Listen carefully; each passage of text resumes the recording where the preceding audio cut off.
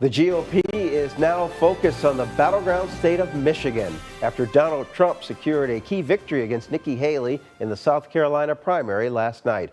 Both parties head to the polls for the Great Lakes state primary on Tuesday. Correspondent Emily Finn is in Detroit with the latest on the presidential race. That's right. Well, early voting just wrapped up for Michiganders here tonight. President Biden and former President Trump are expected to do pretty well here in the Wolverine state, but some outstanding factors like Nikki Haley's determination to stay in the race could complicate their victories. In fact, Nikki Haley was able to rake in another $1 million in fundraising for her campaign, even after her most recent loss in South Carolina. This was a little sooner than we anticipated. It was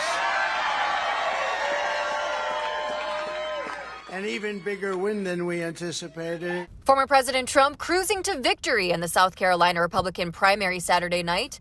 And despite winning just 40% of the electorate in her home state, Nikki Haley is vowing to stay in the race, she says, to give Republicans an alternative to Trump. I said earlier this week that no matter what happens in South Carolina, I would continue to run for president.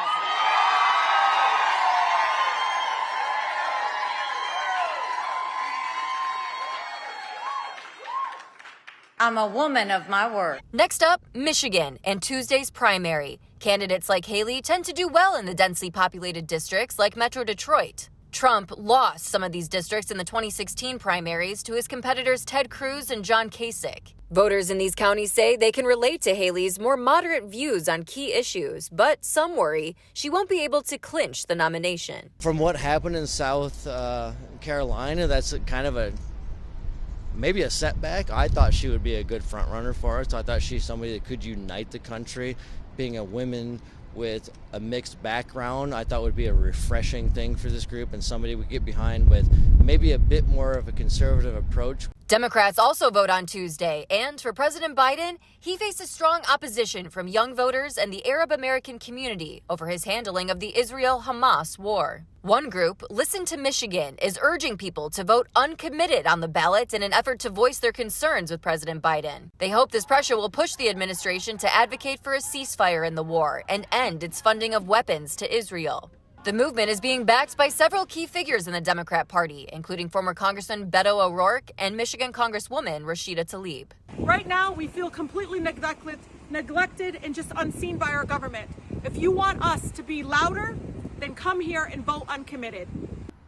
And taking a look at the big picture here, Michigan is a huge battleground state for candidates. Back in 2020, President Biden was able to beat former President Trump by about 150,000 votes. But back in 2016, it was President Trump who was able to claim victory here in Michigan as we are approaching what's looking to be a likely Biden-Trump face-off come November.